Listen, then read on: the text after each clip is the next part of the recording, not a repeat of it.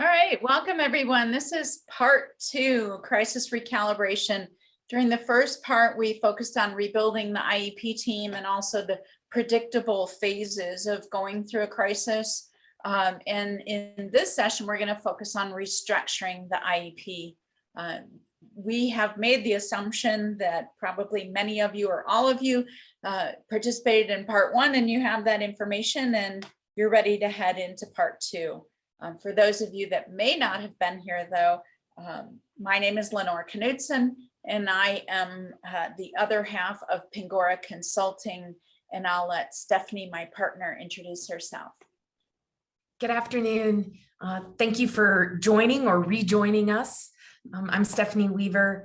I am half of Pingora Consulting. I'm an education consultant based in Lander, Wyoming, and I'm happy to talk to you today about now kind of restructuring that IEP and moving forward after we've talked about the phases that we go through after a crisis. So. Yeah, we welcome people to use the chat box if you have questions or comments throughout. An hour goes really quickly, but we will make every effort to get to those questions if you have them. Stephanie mentioned that she's from Wyoming. Pingora is actually built in Wyoming. It's housed there, but I'm coming to you from the state of Arizona, where I'm guessing it's a little bit warmer than in Wyoming today. All right, so just to kind of recap here, we spent the first hour talking about the importance of rebuilding the team, starting with the absolute need to communicate now more than ever, with greater frequency and greater intent, being very intentional about your communications, reconvening the IEP team, returning to team decision-making is absolutely critical, making sure that you reconvene the full team, not just parts of teams, unless you have excused a team member, and then also that you openly discuss the students' now current functioning, any skill gaps and any needed IEP amendments, service delivery and expectations. We are experiencing now some court cases that have looked closely at service gaps during the pandemic. And one of the things, the messaging from the courts has been loud and clear that it is the function of the IEP team, it's their purpose to discover and to discuss and plan for service delivery, even if it's done virtually, and how that might affect the student. So having these very candid discussions is critical to rebuilding the team and reestablishing that trust. You know, one of the many guidance documents that has come out since the pandemic hit is this return to school roadmap from September of 2021. And it has some important messages for us. It goes into some detail about the importance of reconvening the team, the whole team, making sure that you excuse team members if they can't be present. And this message that's on your screen now, no matter what primary instructional delivery approach is used, SCAs and LEAs remain responsible for ensuring FAPE. There's just no way around that. FAPE is FAPE. We saw it in the first session, and we'll emphasize it here in part 2. FAPE is FAPE. Now, could it look different? Could it have some different components? Yes. A student's needs may have changed.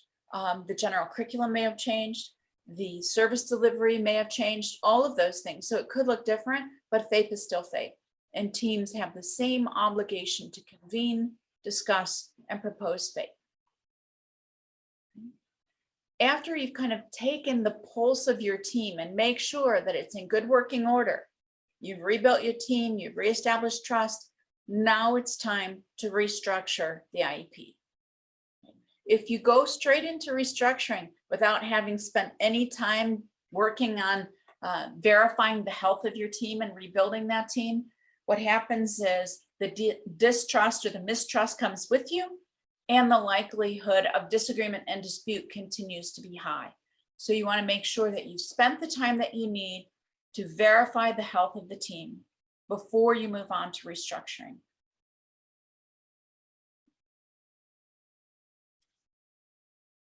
So for our purposes, we're going to assume that you've done that, right? The handout is in the chat now for people who may need that. But we're going to assume that you verified the health of your team and that you're ready to move into restructuring.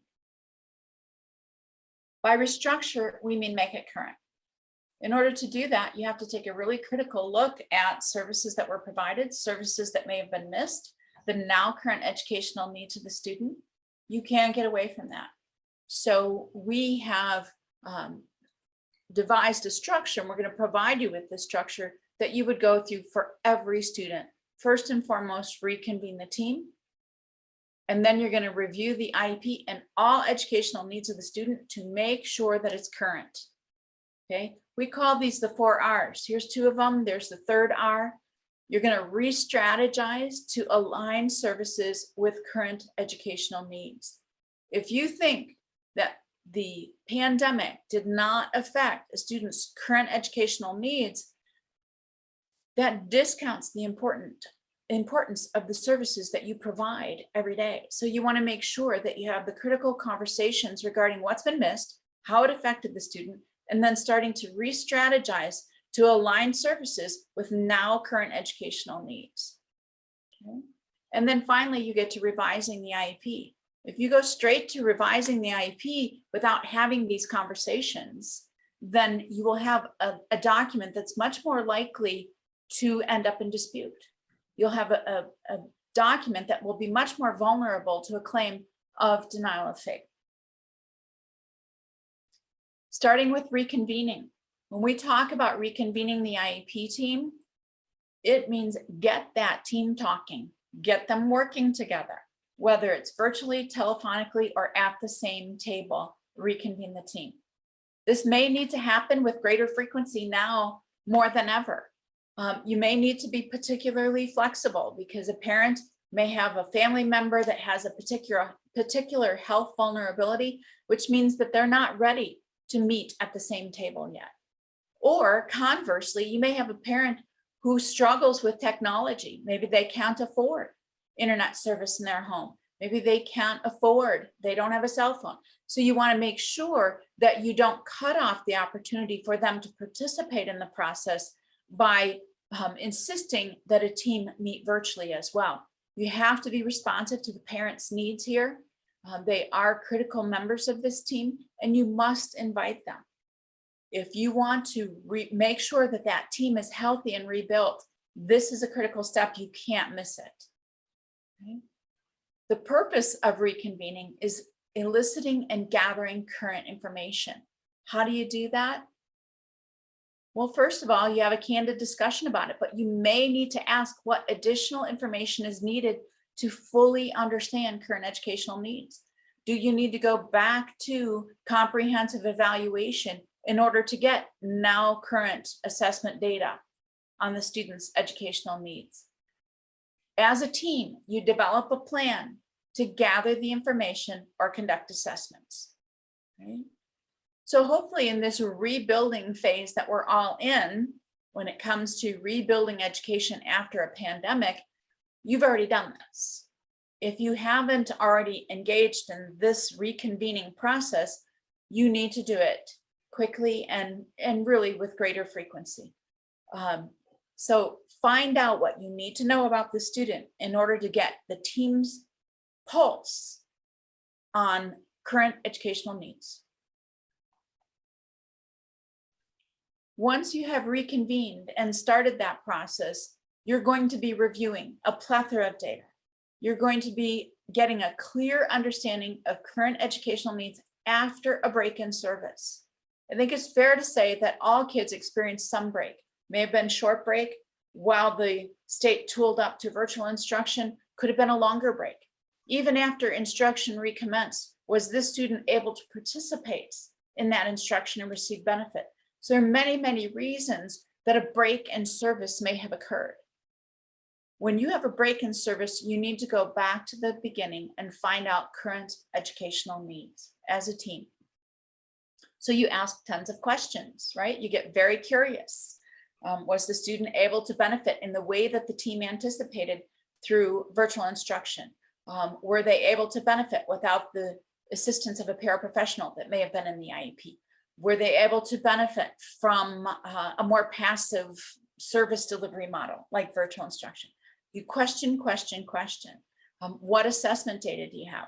What curriculum-based measures do you have to support? What did the student get during this pandemic, and what did they miss during the pandemic? Because both are equally important.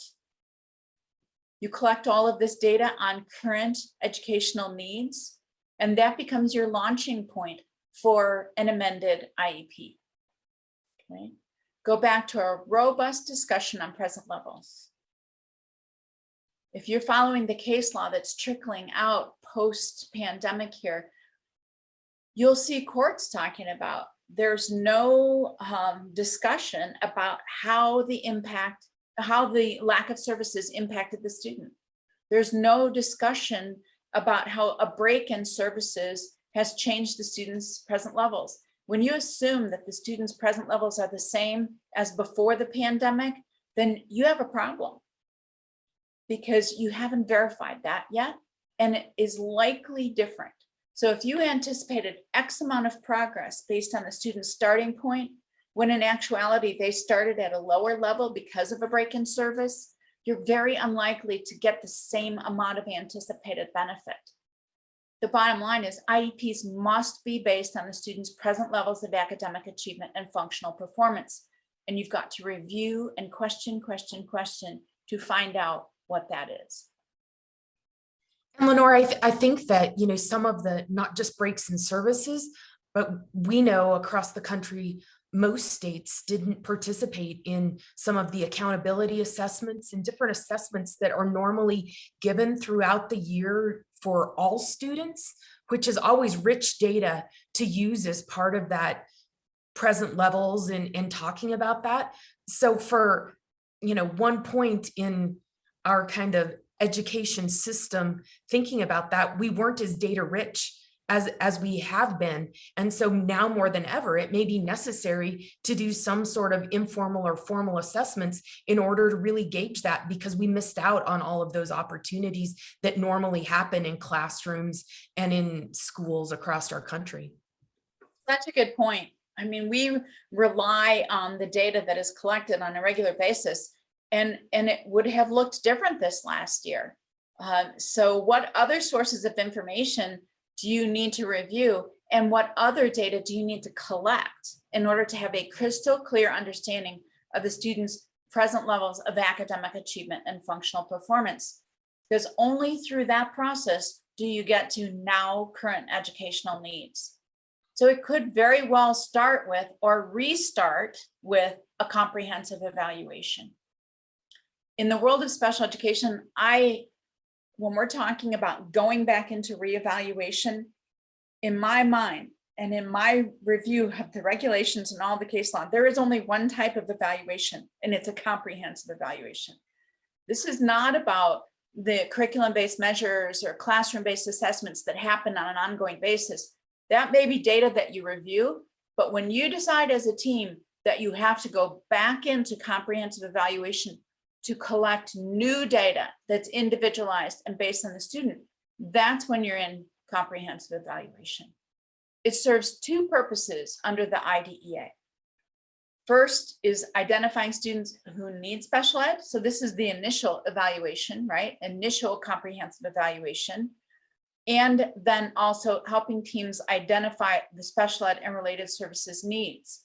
So if you're at the point of reevaluation, now you're at the student's continuing eligibility, and also still the second bullet, you have to use this process to identify the special education and related service needs that the student has. So you're always going to evaluate for two purposes. After the initial evaluation, the emphasis is placed on the second bullet, keeping your fingers on the pulse of the now current educational needs of the student. After a break in services, it's entirely feasible and possible that you're back at the stage of comprehensive evaluation. We think it looks like this. And in order to do a good job at comprehensive evaluation, you must be a curious soul. You have to be a curious team member. You're going to look at the whole child across environments. Okay. You're not going to take a linear approach to this and say, well, they missed math, so I'm only going to look at testing their math. You're going to look at the whole child, because we don't know how breaks in services may spill over into other areas. You know, I have been fascinated by the research that's coming out on the mental health needs of students since the isolation of the pandemic hit. Not seeing peers, not seeing family members, extended family members, all sorts of things that may have affected social and emotional skills that we didn't even plan on. So you have to be curious here and probe, looking at the whole child. Go back to, what do we know about this student across environments? What do we need to know in order to be able to provide FAPE? And from that, you distill down, what are the now current educational needs of the student? Okay. So comprehensive evaluation, remember the two purposes. It equals IDEA disability, or in the event of a reevaluation, continued eligibility in a disability category, and also, and it's an and, the educational needs of the student. That means both. When the regulations connect provisions by an and, that means that both must be present. So when you think about comprehensive evaluation, even if you've done hundreds of them over the course of your career, you are still looking at the whole child, and you are still looking at IDEA disability and the educational needs of the student. Remember, we said all of this information is necessary in order to have accurate and robust and descriptive present levels. So if you refer back to the provision in the regulations that specifically addresses present levels, it will give you some clues about the granular nature of the information that you need to put in there. First of all, how the child's disability affects the child's involvement and progress. Those are connected by an and. So you must do both involvement and progress in the general curriculum, right? Keep in mind that this is the same curriculum as for non-disabled children. So if the curriculum changed, even for a brief period of time during the pandemic, make sure you understand, what is the general curriculum today? For instance, many primary schools, like K-3 schools, focused only on literacy and math for a period of time. That was the general curriculum that was delivered. So you'd have to question, how does this child's disability affect the child's involvement and progress in the general curriculum that's being delivered? And then for preschool children, how it affects the child's participation in appropriate preschool level activities. This is across environments, and it's more than just test scores. So as Stephanie made the excellent point earlier about many of the test scores that we rely on to give us an understanding of the student's current functioning, those weren't available to us this year. That means you need other information, and you would need to be very descriptive about the skills that the student currently has. So you explain present levels of academic achievement and functional performance in terms of what skills does the student currently have.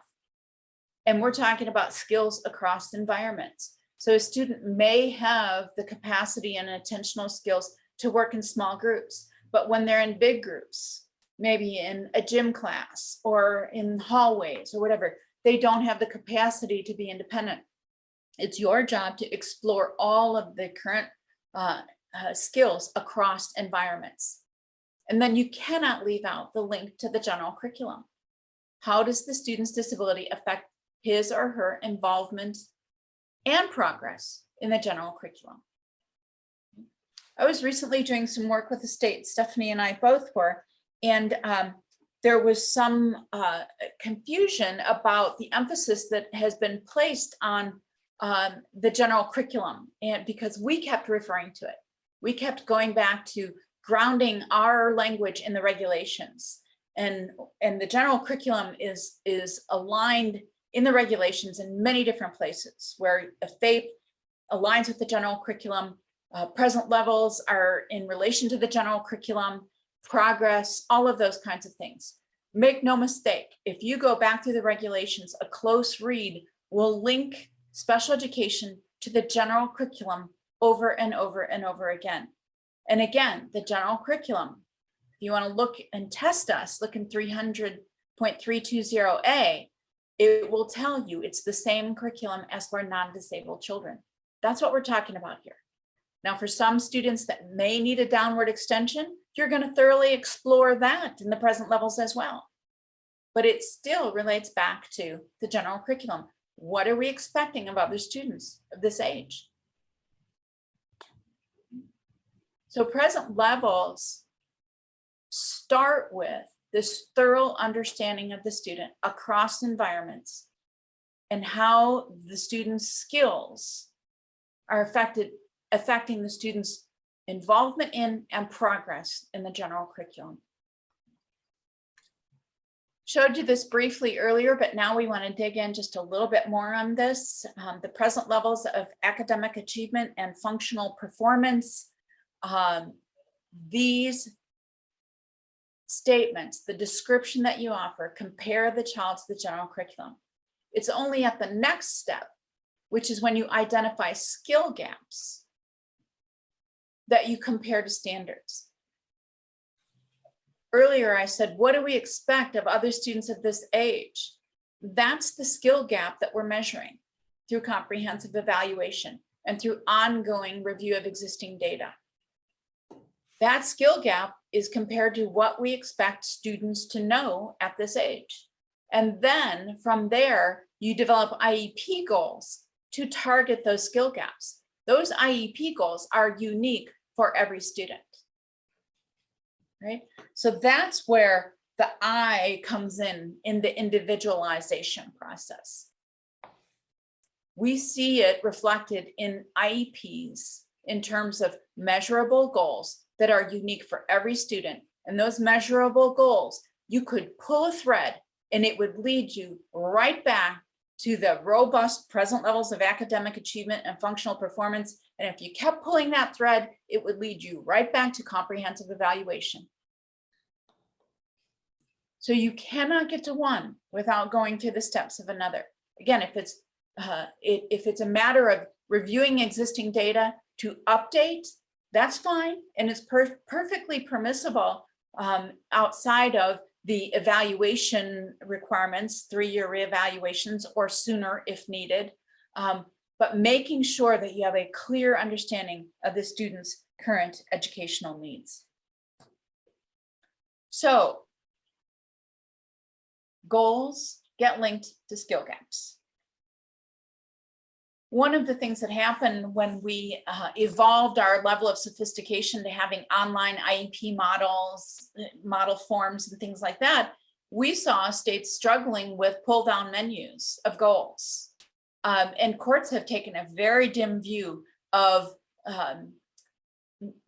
menus of goals that you select. Okay, if the student has a reading goal, here's your choices and you pull from one of these, because goals must be individualized and link back to present levels. So when you're setting out as a team to develop annual measurable goals, it's based on the student's unique needs and designed to help the student be successful in the general curriculum. Remember these two words, rigorous but reasonable. Rigorous meaning that it's challenging for this student. You're closing that skill gap, right? You're always working on closing the skill gap, but it's reasonable to attain within a year. You don't want to overshoot it or undershoot it because you have a thorough understanding of the student's current educational needs. You don't need to do that. You're going to reasonably discuss and propose as a team what the student can attain in a year. Now, this isn't widgets. These are kids we're talking about. And so if it doesn't play out in the way that the team expected, if the amount of progress stagnates and you don't get that amount of progress, or if there's unexpected progress, more than you thought you'd have, you have to go back into the figuring out stage. But as a team, you must start from the vantage point of what's rigorous but reasonable for this student based on their skill gap, based on their present levels.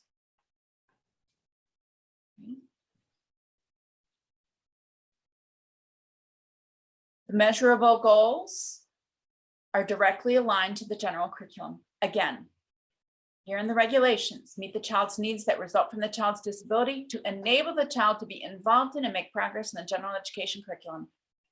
You couldn't have a clearer link than that. I didn't mention this at the beginning, but I typically do. I started my career as a school psychologist, and I became a special education attorney. After some years, I have spent my entire adult life in special education in some form or fashion, and also had a child that had an IEP. So my vantage point is from all different perspectives. And back in the day when I was a school psychologist, we called IDEA Public Law 94-142. So that'll give you some time reference. If you've been in the business a long time, you know what I'm talking about.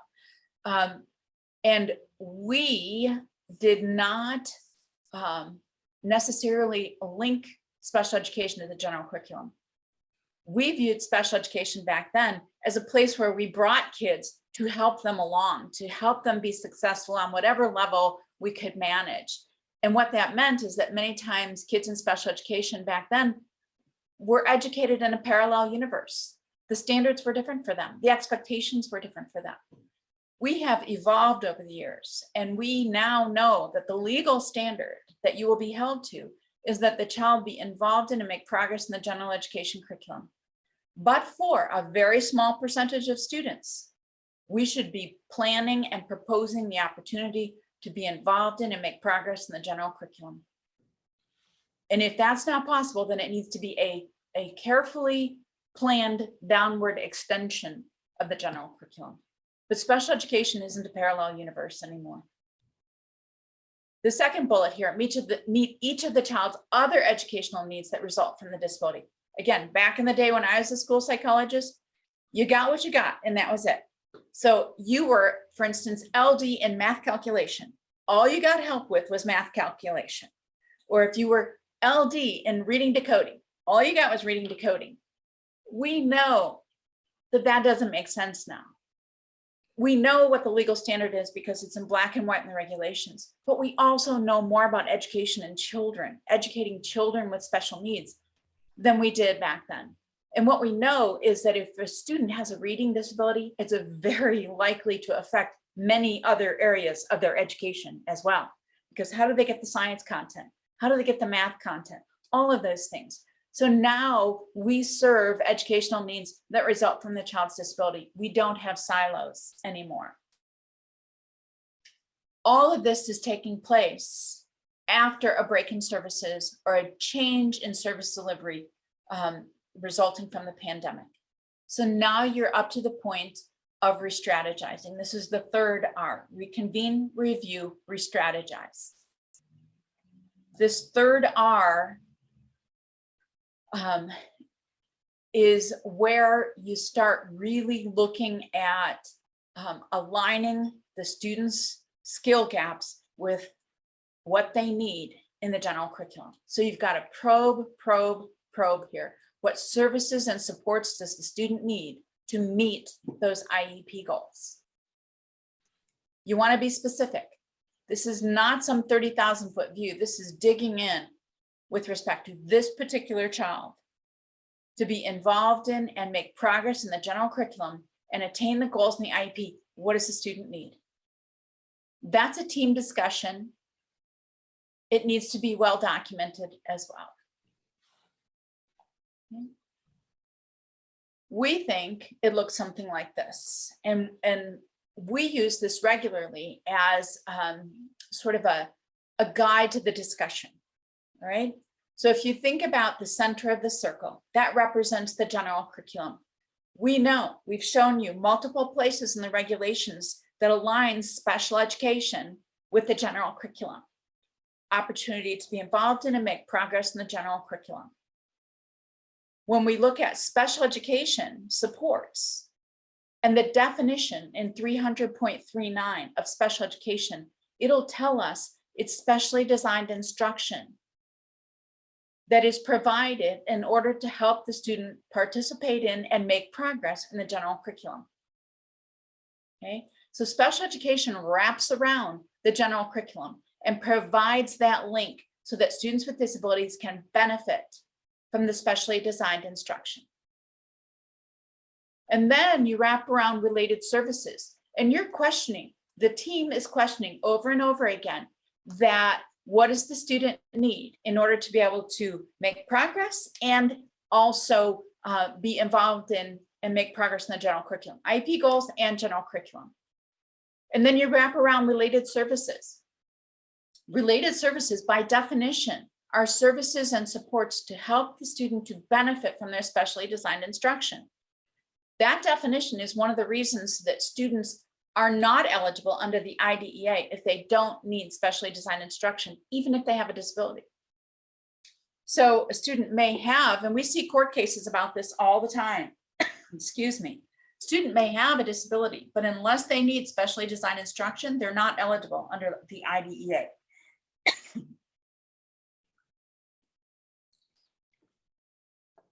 And then at the bottom here, we have this note: supplementary aids and services are provided to enable a child with disabilities to be educated with non-disabled children to the maximum extent appropriate. So supplementary aids and services overlay this whole process here to be able to maximize the amount of time that students are with non-disabled children.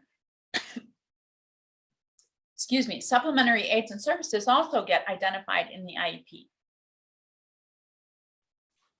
As you're re-strategizing, you also must re-strategize LRE, okay? Not just measurable goals, services, and supports, but also LRE. Now, we got a ton of questions, a plethora of questions about LRE in the world of a pandemic, or LRE in the world of virtual instruction. And some of those questions were challenging. All right, my throat is dry, so I had to grab a drink. Re-strategizing LRE means that you go back to asking questions. What is the least restrictive environment where the student can be successful? In order to have this conversation, you have to be a leader in understanding the difference between placement and location.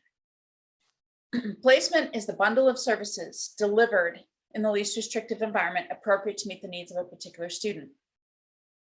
So you've already devised the bundle of services. This LRE discussion comes way down the road here. It's much later in proximity when you think about the sequence of an IEP.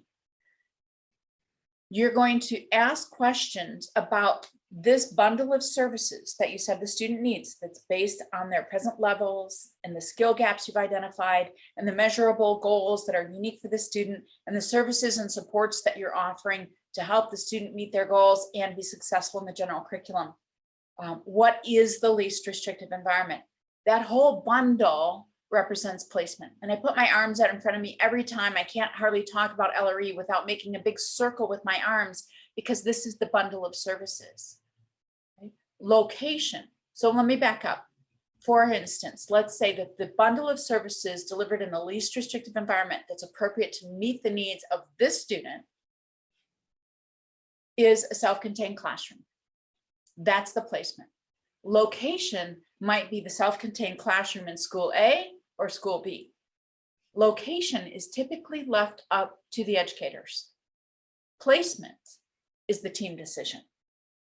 And there's a lot of sometimes mistrust that bubbles up around this distinction between placement and location. If you don't have a clear understanding of it, if you don't have a way to describe it, the mistrust builds again, and the likelihood of disagreement goes up. So it's really important as you're realigning services to have a candid conversation about LRE in whatever situation you're dealing with, whether it's a virtual environment. Remember that question, oh, that was a poll question from the earlier session if you participated. Roughly 60% of schools are offering some choice of virtual instruction versus face-to-face instruction. You got to have an LRE conversation about what's LRE in a virtual model. You have to have the words and the skills to do that. Okay, so it looks something like this. To the maximum extent appropriate, children with disabilities are educated in regular classrooms. I had to check myself on something because I've been involved in this really rich LRE discussion with the state and trying to think about things differently and really kind of testing my knowledge and my understanding in a service delivery model. And I was reminded of how important it is to make sure that we use the regular classroom language when we're having this LRE conversation and re-strategizing LRE, because that's what's in the regulations. And if you read the comments to the LRE sections, the 114 through 118 sections, it will talk about intentionally using regular classroom as the standard there. That is the least of the least restrictive environment. Where it gets individualized is that that's not appropriate. That's not an appropriate stopping point for all students, but it is the starting point for the discussion. May not be the stopping point, it's the starting point. And only if regular classes with supplementary aids and services cannot be satisfactorily achieved do you get to special classes. And those special classes may be in building A or building C or Teacher Weaver or Teacher Knutsen's classroom, but the placement is the bundle of services delivered in special classes, right? And only if no lesser restrictive option would work would you ever talk about separate schools. And only if no lesser restrictive option would work would you get to residential settings. And only if education with no peers is the only option would you get to hospital or homebound. Keep in mind that a parent opting to have their child participate in a virtual environment is not the same thing as placement. That's location, right?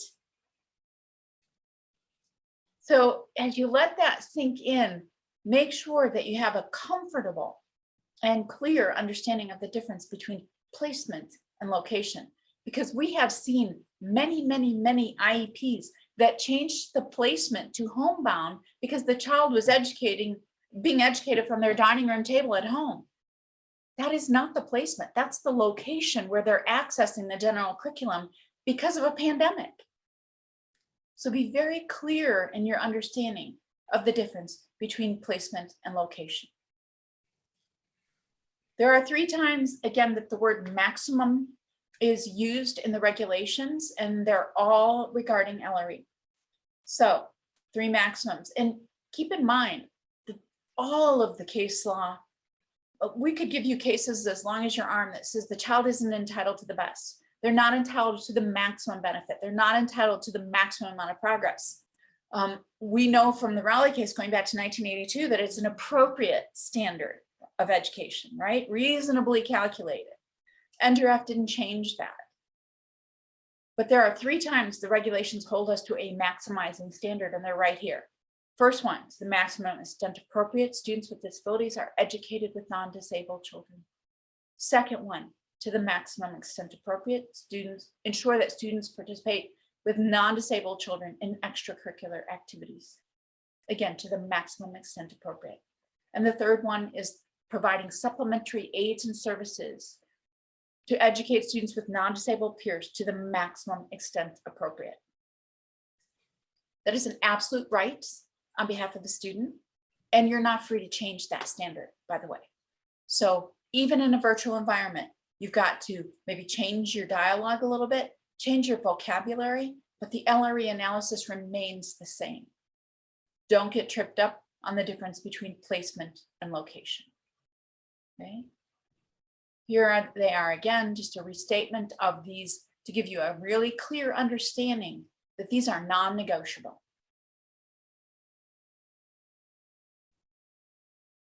And this is the NDRF standard, the United States Supreme Court decision from 2017. Every student in any environment, whether it's virtual, whether it's brick and mortar, whether it's a regular classroom, every student, the education student with a disability, the educational program must be appropriately ambitious in light of the student's unique circumstances. Okay. So don't lose sight of this if you're moving to a virtual environment. Don't say or be satisfied with the notion that the student isn't really going to have the capacity to sit still and pay attention in a passive virtual environment without other supports and allow that to be the IEP because the parent has opted for a virtual setting. You can't do it. This child, even though the parent has opted, if your state is offering the option between virtual and brick and mortar, face-to-face instruction, FAPE is still FAPE. There's no waiver of any of the requirements. Okay. So if you're going to place a student in a virtual environment, you have work to do. If you're going to educate a student who has, the parent has selected a virtual environment, you still have work to do. In deciding whether and how to provide a child's special ed services remotely during the pandemic, you should address the service delivery model and whether that would enable this child to receive FAPE. You might have to conduct assistive technology evaluations in considering whether this child can benefit from a screen, from education delivered on a screen. This particular case that I'm telling you about right now is that the student with autism was going to receive his ABA therapy from a tablet. The problem is that the IEP never addressed whether the child was reasonably calculated to receive benefit from a tablet. When ABA therapy is typically a very hands-on, one-to-one kind of approach. So in this case, the district court reasoned that the district failed to explain how delivering the child's ABA therapy and other services via a tablet would provide him FAPE. This should give you an indication that your IEP teams must be discussing how this child can receive benefit from virtual instruction or therapy, and then memorializing in terms of an artfully drafted prior written notice, all of the things that you considered in providing this child ABA therapy in a virtual environment. So you've got to discuss it and memorialize it. Anything less than that will not hold up to legal scrutiny in the event of a challenge. So before, Lenore, we leave this kind of idea of placement in virtual and brick and mortar and all of those different pieces, we have a poll question that we'd like everyone to participate in. So if we could put that up now. Question is, if a student participates in virtual instruction from home, either as a parent choice or due to school building closures, is that considered a change in placement on the IEP? Yes or no?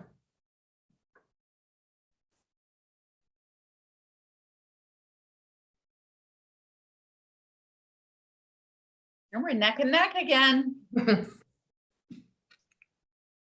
Ripe for discussion.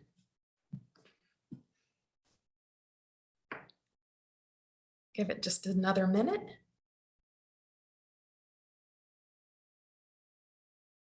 So it's pretty close. It looks like the numbers stopped changing here. It is at this point 55% no, it's not a change in placement, to 45% yes, it is. You have to, first of all, let's approach these one at a time. If you have closed school and you're providing service to no students, general education or otherwise, then that does not necessarily represent a change in placement, because there is no right to FAPE when schools are closed completely. That means no education being provided to any student, any member of the student body. When schools resume providing any educational services, FAPE immediately comes back on the table. In order to be able to answer this question, though, you need to have a clear understanding of the difference between location and placement. So if a student receives all of their specially designed instruction in a virtual environment, and they receive supports consistent with their IEP and accommodations consistent with their IEP, but they're accessing the general curriculum from their dining room table, that may not represent a change in placement. Again, the bundle of services delivered in the LRE is the placement. And if you're going to change the bundle of services or anything in that bundle or the LRE, then you must amend the IEP. That is a change of placement. If the student is, again, exposed to the same non-disabled peers, even virtually, because other students may be exposed virtually as well. If the delivery model is virtual, but again, all of the same services, the bundle is there, and the student is exposed to the same non-disabled peers in a virtual environment, that's likely not a change in placement. If, however, you have changed anything in that bundle, any of the services, the amount, the type, the frequency, or if you've changed the LRE, that the student doesn't spend the same amount of time with non-disabled peers, even virtual peers, then that would be a change in placement. So thanks for participating in that poll. And if you have any questions about it, you can put them in the chat box. We'll make sure we work them into the discussion. Let me back up, because I think I may have missed something here. Thought-provoking questions. Is there a right to an in-person education during a national health crisis? This came to you from the state of New Mexico. There was a large lawsuit there regarding the notion that there was a right to an in-person education because their schools had closed. They had gone to virtual instruction only. After a period of total closure, they returned to a virtual environment only. And there was a lawsuit about a student's right to an in-person education and whether remote service is the same as missed service. Okay, so what do you think the court said here?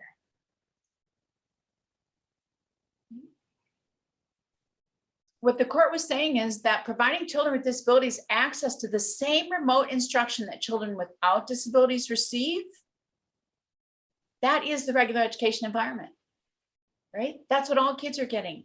The regular classroom environment had moved to virtual.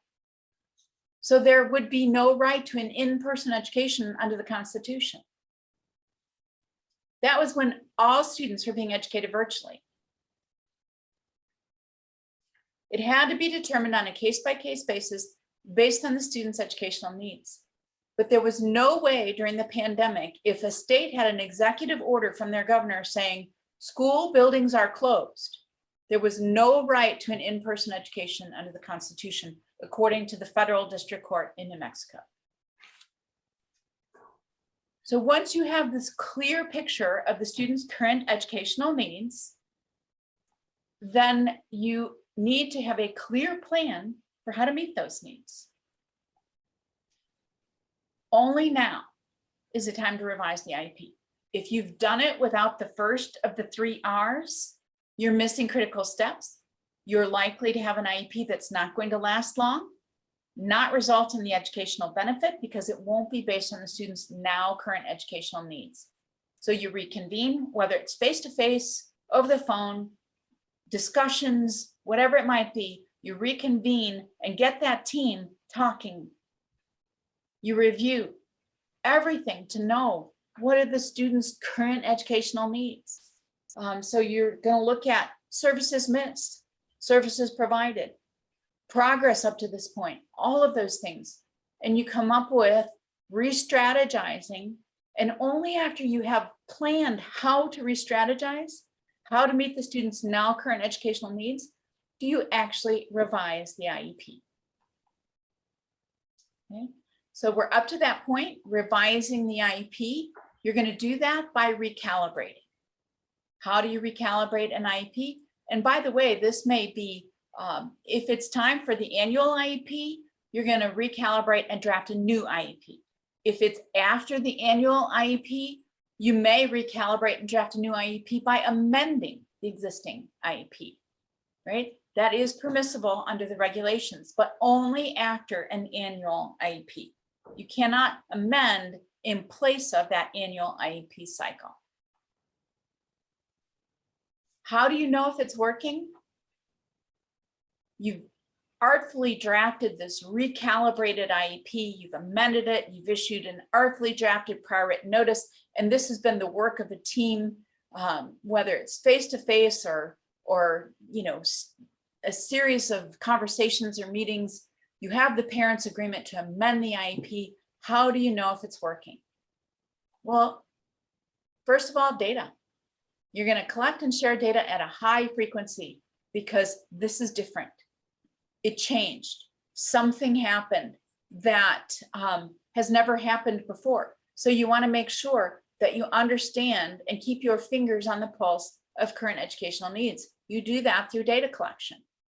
You monitor progress toward IEP goals and progress in the general curriculum. Both of those things you monitor.